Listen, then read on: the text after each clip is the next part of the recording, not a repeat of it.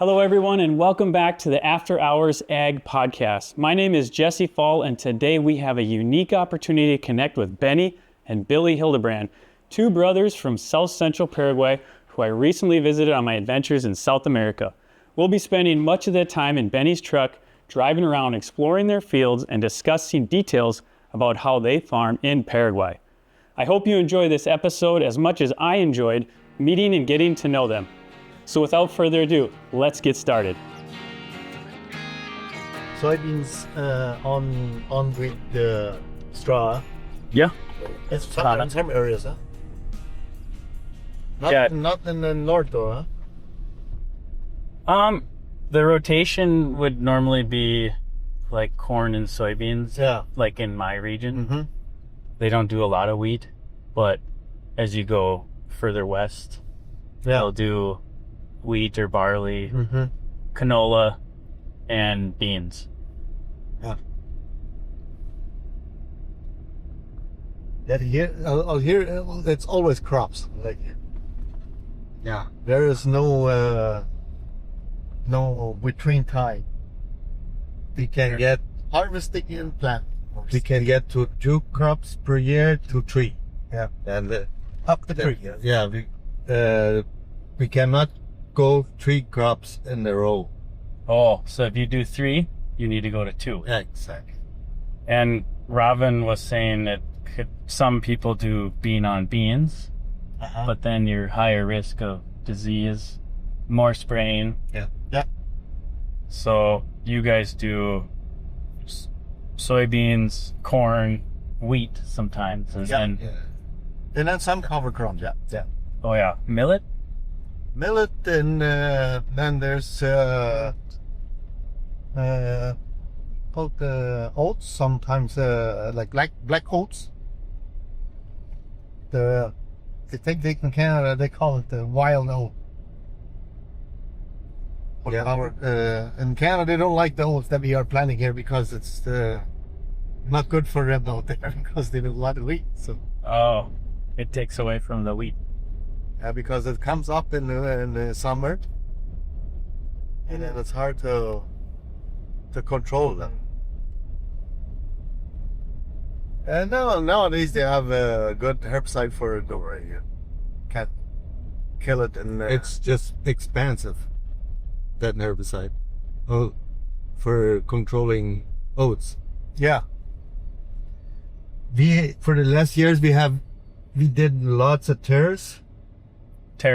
Yeah, with laser. Okay. We have a really good result with that. In this area, we were the first one that we did practice with other excavator, and then the laser. Yeah. And the second one. And your motor grader? Yeah, like sometimes. Maintainer? Exactly. Sometimes you use it. I don't use it on the field because it compacts the soil too much. It's too heavy. But the terraces, they really do work. Like if you do it with excavator, you can finish them a lot better because first of all, you take the earth wherever you want it. Not like with a plow, you can't make the finish like as good as with the excavator. So that's a lot of time though. With the excavator, right? One scoop at a time. They go the first round. First they dig out the channel, like the level once, and then the second round they do the slope on the other side. Does that make it hard for the equipment to follow? Maybe these aren't as aggressive. No, they're not aggressive at all. If you do it with a plow, then they are aggressive. That's why you did it with an excavator, because you can finish it nice and round, and then longer. And you have no compaction. Because the tracks. Yeah. So this is a new thing, terraces. Yeah. For this like region. Terrace is not a new thing, but like this, yes. Yeah. With excavator, yes, it's new. and we just know one that does it with laser a good job. Actually, nobody does it with a laser now. So the key is using modern technology like the laser to do a good job, and use an excavator with a laser, and having somebody that really wants to make a good job, because the first one we have, they didn't care about the laser head, and they break it. That's almost $2,000. Oh no!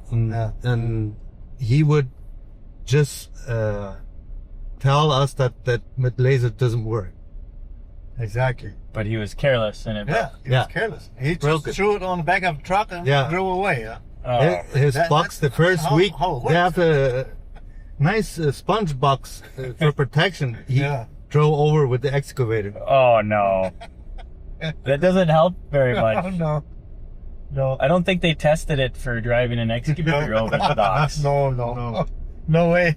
That are your first soybeans, yeah? Yeah, that is my first, yeah. This year we have actually a little bit problem. It's too cold, so soybeans are growing very slow. Because of a cold. Yeah. Do you call this the springtime right now? It is or the winter. You're ending the winter. Ending the winter, yeah. Now it's getting hot. Yeah. These are your last planted soybeans. I planted this week. Till what was it, Tuesday? No, Wednesday. He had a mixed cover crop here, millet and sunflower. Okay. Yeah. So everything no-till? This is I did I threw in lime here. I think you call it lime in the States, yeah. And then the 2 passes of the high-speed disc. Okay.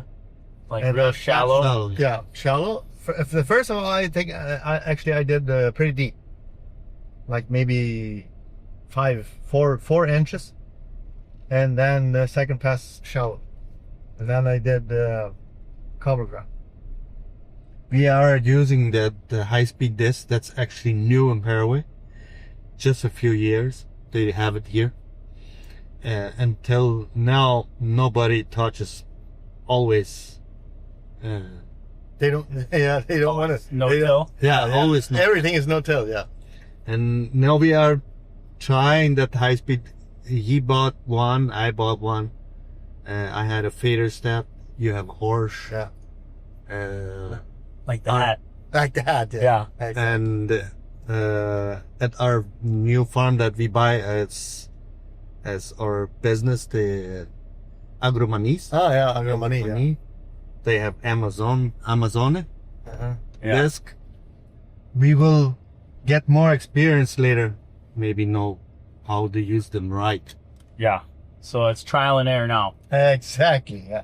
Well, at least you're trying, right? Yeah. One thing we know for sure, that our fields are much more smoother.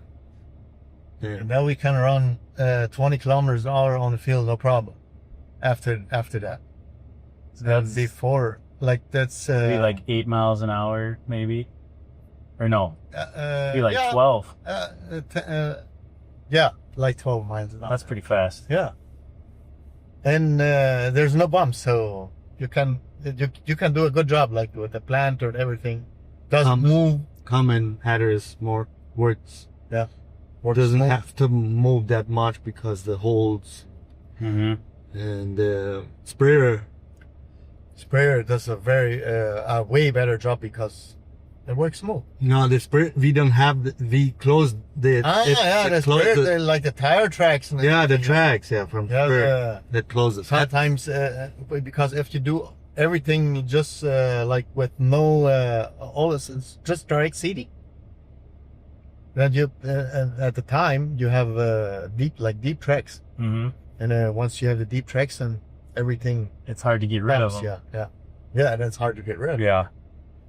You planter and drill everything, get that bump all day long. Yeah. And it's tougher on all the mechanical parts. Of course, yeah. Yeah. Yeah. So one thing that they're trying here at this farm is putting terraces in their fields to help with erosion. Similar to what they do in Oklahoma and Kansas, but not as aggressive. And they said that they've seen some really good results. So this field is about 32 to 35 days. You can see it's coming up really nice. This one they just planted here a few days ago. They finished. You can see some of the beans. This one is a blue coated bean. And they're actually spreading lime on the field and using vertical tillage to help level things out, cut up the trash, raise the pH level, because they did some kind of millet cover crop type of plant on here. And so those things together are really helping the soil conditions, the nutrient content, stuff like that. In the past, all they did was fertilize, and they did the same thing over and over again. So now they're trying new things to see how they can take care of some of the challenges that they've had and boost some of those yields and take care of some of those problem areas that they've been dealing with. Yep. Calling damping off, or dumping off, something like that. Dumping off. Dumping off, yeah. It's because of the rain, too wet when the soybeans are small, Yeah. cold, and a little bit cooler. So it stayed too wet too long and got Yeah. too cold. Yeah. I just heard today, like in southern Paraguay, there was in some areas up to 60% of them dumping off. Wow. That's a lot of Yeah, that's a lot. that's a lot of failures. They will have to replant. Yeah. So this is tall wheat stubble. Yeah. What's this here in between? Millet This was millet. from last year. So before the wheat. Actually from this year. Before the wheat. Yeah. So they did a millet cover crop. Millet cover crop and then soybean. And I just rolled it down and planted wheat on it. Okay. So a lot of organic matter here. Yeah. And that helps keep moisture in, right? Helps keep moisture in and helps to keep the weeds out. Like it doesn't allow the wheat to come out. So, and very good actually. I noticed you guys are doing a blue coated bean. Yeah. What's the blue all about? Well, actually, it is insecticide, fungicide that they mix seed, like they cover the seed, and now it has the color is just because of, and some they come red, and each company actually they have their color, or it depends on what they added on, and it is the color of it. What's your favorite color? I would say. I would say red. Red, yeah. Yeah. I would say red. Yeah, you're a horse guy. Red. It has to be red. Yeah. RedE, yeah, right? Exactly. Benny, how about you? What is your favorite color? Of course. Yeah. Red's a good one. Even the pollen they compare with red. Green, yeah. Yeah. Green is good too, right? Green is good too, yeah. Look. Yeah, Paraguay. Beautiful country. It is, huh? Very different on the south. Oh yeah, the South side. Yeah, very different. Very different. In this area, we have a little bit more sand, like in the sand mixture. Actually, there's a very nice mixture out here, like the ground. And I don't like the southern Paraguay or the east because of the red limey dirt. It's clay like tuba. The east is Or like Ciudad del Este area is Santa Rita. It's a very red clay. Planting is not fun there. No. it's hard to penetrate. Yeah. Hard to penetrate, and then it is if it gets a little, if it's and it's very sticky. If it's wetter, then very hard to dap. Do you guys have a lot of hairpinning challenges? Yeah. Oh yeah. Love. So what do you do to help mitigate that? And the most of the people, they use the fertilizer applicator has on the planter they have Like a coulter? Yeah. Like a on the front bar. they have the coulter, and then they have a how do you say it?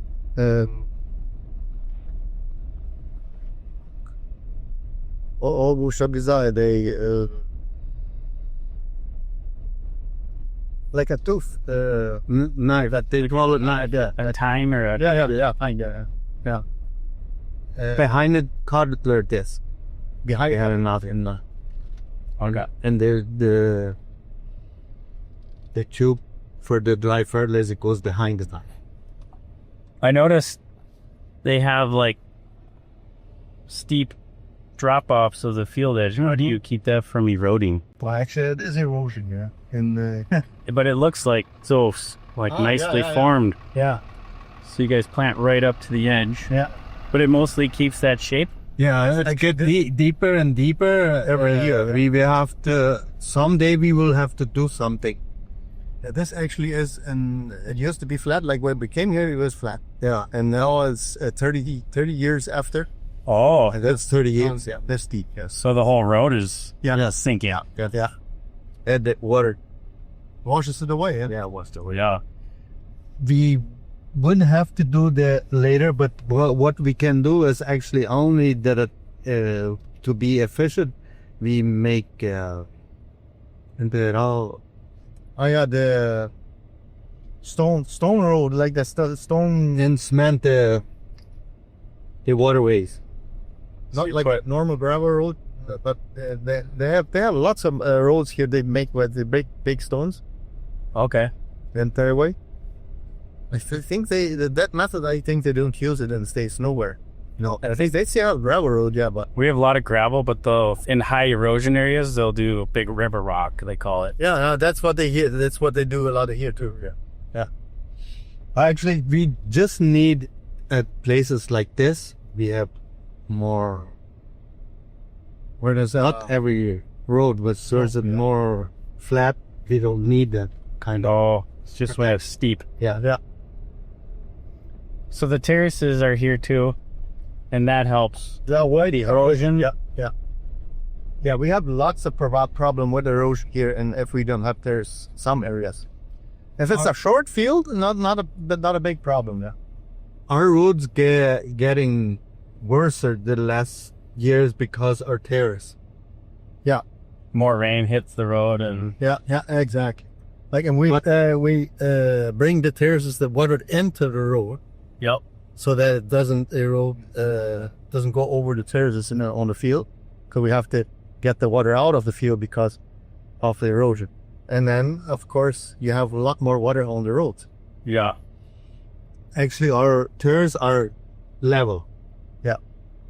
They don't have a slope, no slope. So, but they are open at the end. So if they will drain on the side the water left. Yeah. That stay there. Okay.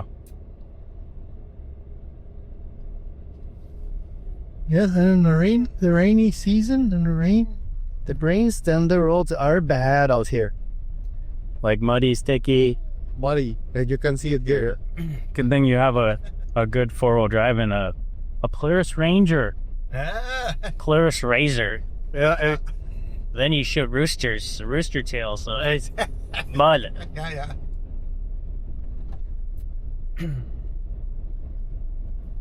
Yeah. You could see the lake a little bit. Is that a reservoir or a natural lake? It is a reservoir, yeah. How much rain do you guys normally get in a year? Yeah. And between, I think it is between 1,800 millimeters to 2,000 and so. Like that would be about 1,000, no, almost 1,000 inches. So, yeah, 100 inches. No, 70, 79, 80 inches. 80 inches, yeah. Oh, sure. Yeah, that would be it, yeah. Because I think it's, around 2,000 millimeters a year. And most of that falls in the winter? Most of it falls in the summer. So when it's hot, like it would start in September to, most of it would fall, I think between September and November. Yeah. And then sometimes we get big rains in May. May, April, May, yeah? Yeah. So the summer ends. Yeah. So that'll be after soybean harvest. After soybean, yeah. Robin was saying that soybeans are your primary crop, your corn is your secondary. Yeah, because we don't get corn like in the States here. Yeah. No way, there's no way. It's the border from. Yeah. And there, This is the border, yeah. That's the neighbor. That's what made a neighbor. The Hildebrand's family is this side, and that is Bill. Where is that's that? Sweden. Sweden. It's Tress. It's my second son's mother-in-law Oh yeah. lives there. So they're Swedish descent. Not is from Travel. He was from Sweden. Oh, okay. Well, it cost a couple of years for you. So what's the primary descent of people types in Paraguay? I would say Brazilian. A lot of Brazilians A come. lot of Brazilians too. I would say Brazilians were the most people that live in Paraguay that came from outside. And there's probably the Canadians, Mennonites, like the Canadian Mennonites, like us, yeah. And I would say that would be probably in second place. But I think Brazilians are the most. From here to the east, almost are Brazilian. Yeah, that's 89%, yeah. Lots of so Paraguay had favorable land availability. Yep. So a lot of Mennonites came. A lot of Brazilians came. Like the triple alliance war that used that was what year was it? Well, that's a long time ago. Because about that. Yeah, late 1800s. Yeah, and after that war, like Paraguay didn't have any men anymore. They were killed. Yeah. 7 to 1. Yeah, so Something like that. Yeah. we were talking, this war was so brutal for Paraguay that there was 7 women to 1 man left Exactly. because they just got annihilated by. After that, like Paraguay had a problem because nobody could. They didn't have people to work the land. Yeah. And then they started asking people to come to Paraguay. And some people, like the Mennonites, they wanted to come there, yeah. So they let them in because of that. Like they needed people to work the land. They had no farmers. Mm-hmm. No farmers. And the Brazilians started to come in. There's Japanese people. There's Ukrainian. Lots of Japanese actually, yeah. And these are all farmers. Yeah, most of those, yeah. Cattle and. Yeah. Actually, the Japanese people in Paraguay started the no-till farming. Japanese. Those Japanese, they do a lot of good things, right? Yeah. They've got automotive production stuff figured out. Yeah.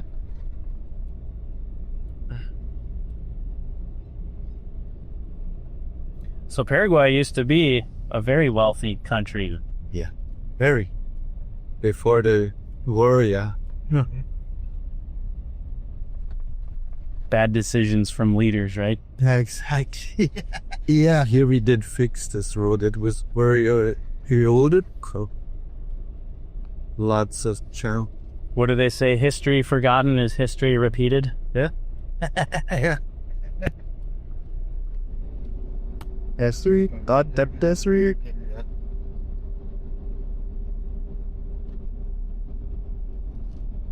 Yeah, in your area, it's almost all flat, eh?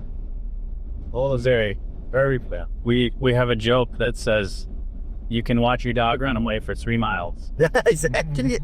Yeah, that will be true, yeah. Here was Eucalyptus my dad planted years ago. And when he gave us the land, he told us that the eucalyptus trees are mine. Yeah. He took it all off. Oh, he wanted the logging. Yeah. The wood. Yeah. Yeah. So the eucalyptus trees are the aromatic, the smell, right? Yeah. Yeah. There's some stumps that emerge. Yeah. That's Eucalyptus. Okay. Eucalyptus volunteers. Yeah, volunteers, exactly. But often they didn't die. But first, I didn't like it much that he will take that tree away, because if we got a bad government, they will complain about it. They will maybe sue us for cutting trees or something. But actually, I just told Billy this week, he did a good benefit for us, because the tree, when they were here, our yield was almost 30 meters that way. So almost zero, yeah. Because it took the sunshine, moisture. Everything, yeah. Yeah, because the eucalyptus, one of their biggest problems, if you see this tree is still young, and it's pretty high already, and this is like a low tree, like they grow 30 meters easily. Oh yeah, easily. That's a normal tree. Very fast growing. Yeah. Very fast growing. Lots of shade. Yeah. No, wheat, you couldn't plant wheat right like beside the trees. Then you would have about I think about two to three header 40 footers with almost no yield at all. Soybeans was not that bad, but especially wheat. It's hard to want to keep a tree there if it is continually not producing the land. There is a wild tree here that they use it in the COVID time a lot. That's for cough for your lungs. Mm-hmm. That's a very medicine tree. Medicine, yeah. They use that leaves. You can dry it and make a tea from. With honey. We should make a business out of it then. Yeah, there are lots of them out here. Yeah. Yeah, just hire some folks to come pick them. Yeah. And make honey. Yeah. These. Yeah, makes it lots of opportunity. Lots of opportunity. Well, when you guys have all this free time, then you guys can start doing that. Exactly. That's a good idea. Only the biggest problem is we don't have a free time. Yeah, right? It's not like you're sitting around wondering what to do. Yeah. Yeah. Actually, now it is a little bit of a free time. Like, we have the finished planting, and then it's just the spraying and waiting. Yeah. Fixing some machinery and stuff like that. But then harvest time, then it's busy. Pretty busy. We do harvesting soybeans, and right behind the combine is the batter cart. That's incredible. Yeah, that is incredible. That's for the American people, that is unbelievable. Right? Yeah, we don't get that opportunity. No. So your planter and your RC are running right behind the combine. Right behind the combine. We need that autonomous. Yes. Yeah. You could be in the field with your combine and the tractor's running in the same field behind it. That is a good idea, yeah. That would be very because nice. It is very busy when we harvesting soybeans. So bad if you want to have car. Yeah. So you just run out of manpower, run out of people to run the equipment. Always a problem, yeah. Well, Ryan, he's going to be able to run a tractor here, right? Couple more years. Yeah. 5 years old, start. Yeah. Push the auto steer button. Yeah, you didn't go. Yeah. Some kids, growing up, you're pretty young when you get asked to do something. 7 and 8, then they are on the tractor already. Yep. That comes fast. Yeah. So, you guys are Mennonite background, right? Yeah. When did your guys' family immigrate to Paraguay? In, what was it, 1948, I think? 1948, 1940. Yeah. That are 1946. And so after World War II?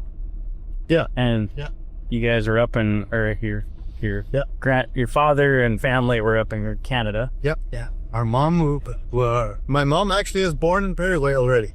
Really? Yep. My dad was, I think, 2 or 4 years old or something like that. Yeah.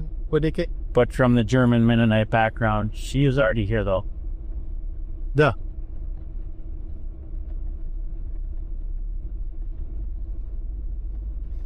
So 1946, 1948. Was it hard to get started, or? Oh yeah. They always say that it was were very hard start because everything was like big bushes for cleaning up. They didn't have chainsaws and stand like that. So clean up all the wooded areas and make it farmable. Actually, the farming, like the farming, like very aggressive farming started in the 80s, maybe. Yeah, in the 80s, yeah. It's tiny bit in the 70s, but the most of them is the 80s. Yeah. Did you guys ever import any Concord air seeders? Like Hodrill? No. It was all like planters. Planters and cedars. Only the smaller cedars got the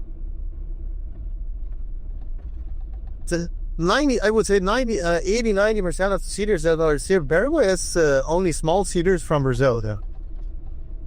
Yeah, like this. It's the not an air cedar. Yeah. They are just more in the rice area. Right. Yeah. So. And that's a new thing that's coming on strong is rice farming, right? Yeah. The Brazilian people, they don't want to buy a big cedar. Like they do 80-90% of their on the soybean crop they do corn.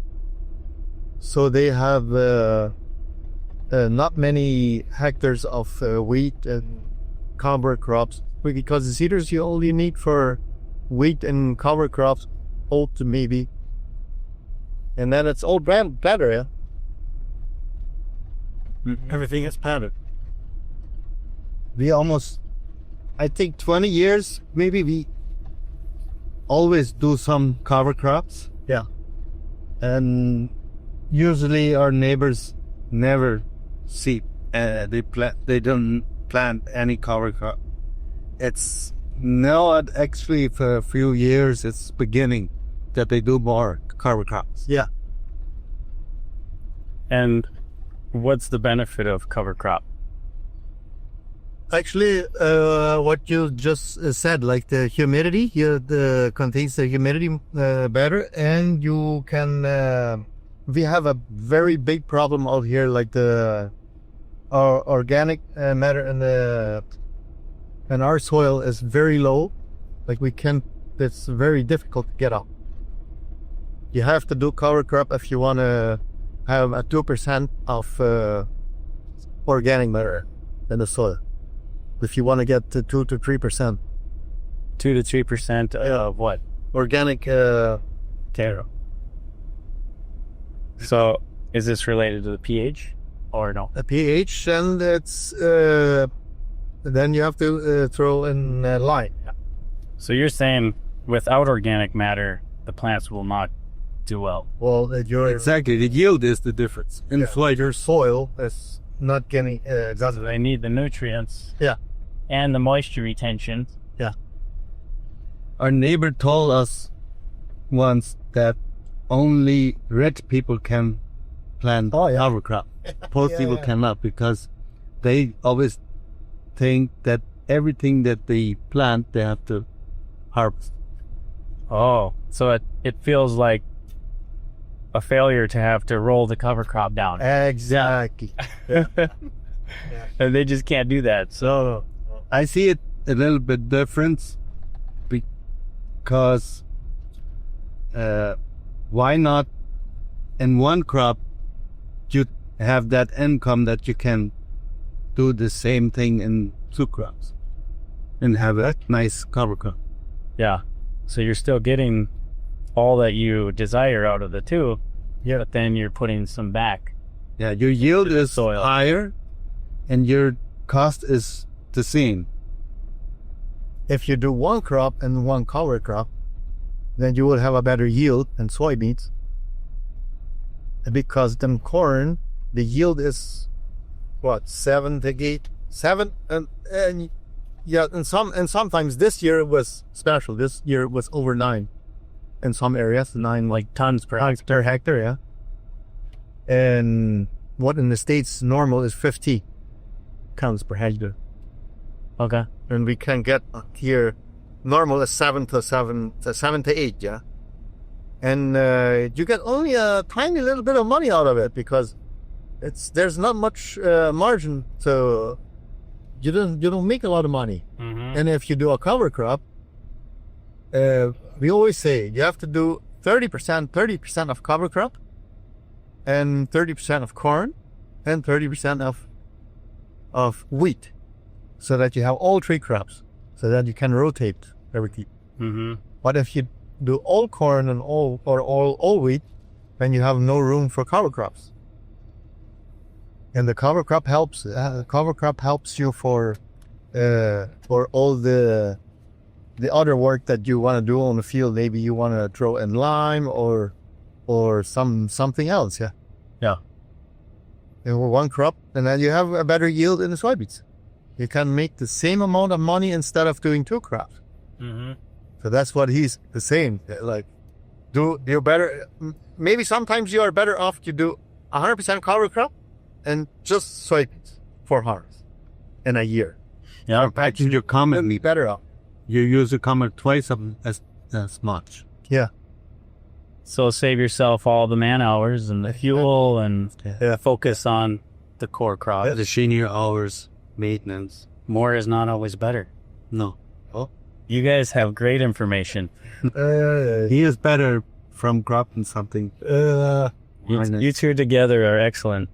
We did our whole life. We worked together from when I got married.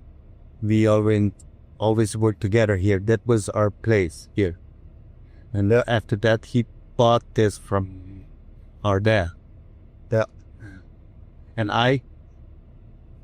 he was keeping this central, all the sheds and whatever, and I stay with the machinery. Because I will show you the machine. He had to buy almost everything new. That's why he is harsh. I always exactly. and I have John Deere. Yeah. So you were in charge of all the machinery. Yeah, and You were in charge of some of the farming and the field work. Yeah. Very good.